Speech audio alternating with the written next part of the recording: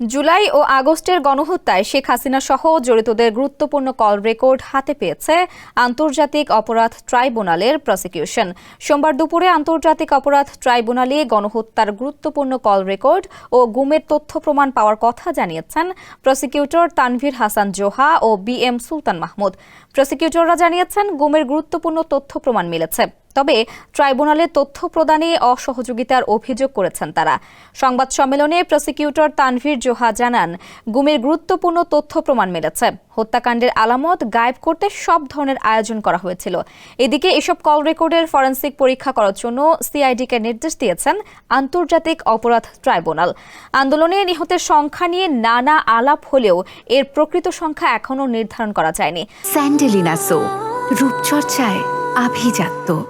তবে স্বাস্থ্য ও পরিবার কল্যাণ মন্ত্রণালয়ের একটি তালিকা অনুযায়ী নিহতের সংখ্যা 708। এর সংখ্যা নির্ধারণে তালিকা তৈরির কাজ চলমান।